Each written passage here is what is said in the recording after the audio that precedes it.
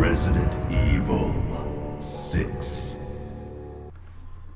Hello there, Sir from 17 once again, introducing you to my Resident Evil 6 professional difficulty video walkthrough. This is the fourth section to, I think it's chapter 1 of Leon's campaign, and watch that. You see that right there, folks? I could do nothing about that situation because the AI shot the tank on the zombie's back and it knocked me on the floor. So just to show, playing with the AI can be a little bit frustrating, but don't let it get to you too much. The only real times where she's going to super piss you off is when she needs to get to a door and you're under pressure and she doesn't follow.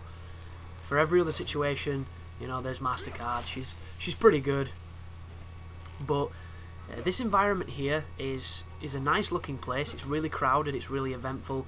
It's one of the better scenes in the game that gives you hope that the campaign is going to be really, really good. I never think it quite hits, you know, the same peaks as previous Resi games, but there are certain moments that shine. This area right now, you can completely run past it if you want to, if you don't want to waste the ammo. I just thought for the purpose of the guide, people would prefer it if I did, you know, engage the enemies and search around a little bit for ammunition and chests and all that good stuff. And the cool thing about some of these enemies is because they're already preoccupied, you can kill them very quickly. And somebody commented on a previous video of something that you're going to start seeing me do later on in the videos as Leon. And I want to give him credit because at the time I didn't know about what he was mentioning. I'd done it myself, but I didn't realise it was as effective as it was until I went back to try it. And the little technique that the person has said is, when you knock somebody to the ground, if you switch to your knife and you do the action on the ground with the right trigger, it generally involves insta-killing the zombies much more frequently than it does with his foot. And you can avoid, you know, kicking them in the lower back a couple times, and you can get grabbed, you can get bit, you can get all that bad stuff if you fuck about. So if you can get into the habit of switching when you're playing as Leon, it can sometimes save you a little bit of time. Obviously you don't have to, but it was a good tip that person left, as that guy comes and clobbers me from behind. And I decide, you know, I'm done here, let's get out of here. And do you see that? The AI lady had already left me, which doesn't really say much about her. So these zombies down here are complete and utter fodder. I was contemplating throwing a grenade at them just so I can, you know, get some more stylish points to get a better rank at the end, to get more skill points. But I decided to shoot them. I was going to go for headshots, but then I got lazy and I just decided to shoot them. Because the aiming on this game is typical Resi aiming. Oh, watch this bullshit, nah. So I'm shooting these dudes, and she keeps jumping back across this gap, and watch what it does. Watch this, what's about to happen. Why is that in the game? Why is that a thing? Why can she do that? Oh, Capcom, man. Just Capcom. Just the tragedy that is. But keep on shooting them, and I forgot the name of the person who commented that previous suggestion, but he also mentioned something that I didn't know at the time, and that is if you lay down when your stamina's out, and by lay down I mean when you're aiming, if you press down and A when he does the backwards dive or any kind of dive that ends him on the floor, your stamina gauge will regain really quickly, very rapidly.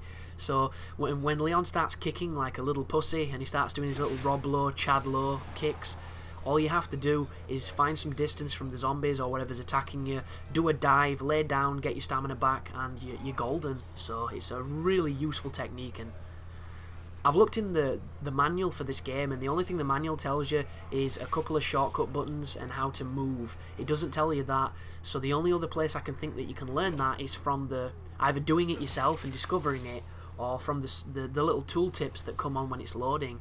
And this game doesn't load for very long, so like putting in how to play the game, fundamental mechanics, is fucking weak.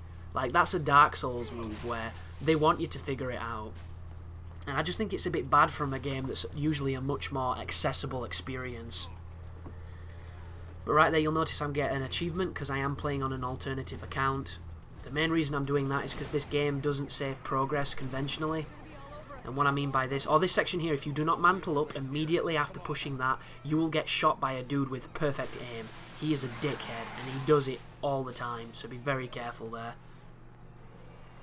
But what happens on this game is, for instance, if you're playing through the campaign as Leon and you get to the 3rd chapter, and then you join somebody's Chris game and you play co-op with them, when you come back to your game, you've lost your save, because it doesn't isolate the save games between campaigns.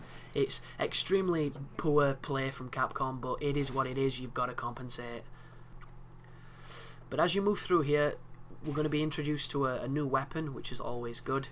Be careful of bodies on the ground. If they don't do what that guy just did, they'll trip you up.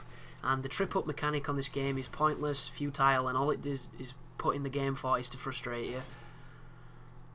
But when you come through this room, you're going to take a key off these lovely folk, and then the son of the family, I believe, is going to get up and start, you know, doing the zombie dance. He's going to get up as well, that guy on the ground, so be careful here, because you need to be close to him to trigger him, but the first thing he does is grab your ankle. He's a dickhead, and he only does it when you come back with the key. And that was one of the things that I was really surprised about this game. There wasn't that many unique keys, because a staple, an archetype of Resident Evil game design is generally unorthodox and interesting keys, and this game had a couple of card keys, which, you know, Resi 2 and I believe Resi 3 did quite well, but, you know, I expected a bit more fanfare, to say the least. Considering this is a game where they've thrown in nearly every main character, there doesn't seem to be much, you know, nods and winks to fans of the series, is because they're too busy telling a story that is essentially a pile of shit. Oh, there he goes. You see, like, that is wrong on so many levels. It just really is. But it's this game, and you've got to put up with it, unfortunately. And somebody actually left an interesting comment on one of these videos. They said they realise that the game is bad and has issues, but they still enjoy it, and they've got to the point where they're kind of compensating for the problems that the controls have. And it's very true what he's saying, actually, because you do come to a point where the controls do make a lot more sense. The only problem is, they might make sense, it doesn't mean that they're not bad, and it doesn't mean that there are aspects that aren't broken. So, right there is a cutscene that I just skipped, and this is a Shrieker. I don't know if he's got a specific name, it might literally be Shrieker, but what this guy will do is, he will run around and he'll shout, and when he shouts, it's got a massive area of effect, and it will deal damage and stun you. When you kill this guy, he drops to his knees, and he releases a suicide scream before he dies. So, you want to be careful with them, but luckily enough, his weak spot is on his face. It's like a swollen lung that he's got. Not quite, you know, the Tyrant with his heart on the outside or anything, but it's still kind of interesting. And just be careful with these guys spawning in, because there's a lot of areas of this game where it feels like the spawns are endless. There's the scream, there's the damage I took from it. Shotgun on, shoot him a couple times. This is one of my main problems with this game. You get no feedback whatsoever when it comes to the damage you're dealing to some people. Like, the damage interpretation that the game used to have was flawless. You shot somebody with a shotgun, they fell down. They got knocked a mile. Because it's a fucking shotgun. On this game, did you just see that? I shot the guy 4 times and he was walking away from me and he didn't even flinch. It's inexcusable. Like, games are getting so good nowadays of giving you feedback so you know when you're doing something right, when you know when you're doing something wrong, you know when you're in trouble, you know what works. And they do it all so subtly you don't notice it's happening, you just adjust. And then there's this trash where, like just then, that is visual feedback that I'm stunning him, but there's not enough and it's not consistent enough. And Resident Evil did always have a tendency to have something similar to that, especially when it comes to the grabs. Like Resi 1 and 2, you got grabbed and it was a pain in the ass because sometimes it felt really cheap, like they were always going to grab you and there's nothing you could do. But when Resident Evil 4 came out, they introduced much tighter mechanics. The whole shoot the kneecap, then do the action skill to knock the zombies over, it was flawless and it worked. And somewhere between 5 and 6, they focused more on combat, which you would think would be a good thing, but they've lost the nuance, they've lost the polish that it had before. So now it just comes across as extremely finicky and loose and not precise at all, and it's very frustrating at times. And I should really preface what I'm saying on these videos with, like, if you like this game and you don't see the problems that I do, that is awesome. That means that you've got a Resident Evil game that you're enjoying and that you can be happy about, and you're winning in that situation. I wish I was you, but to me, this is not a good game. and I'm not enjoying it. And that's the main thing, isn't it, guys? Isn't that why we play? And I don't want this to be a berration of a title that you like if you do like the game, because that's not what I'm trying to do. I'm just trying to put forward how I feel about, you know, what the game is.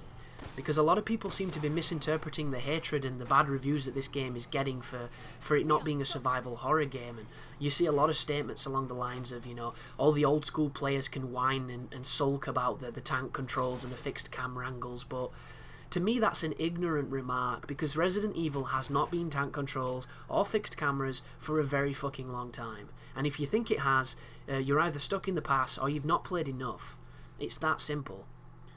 But my tangent must end because the video has done so, and I will see you in the next video. So thanks for watching, guys, and you take care now.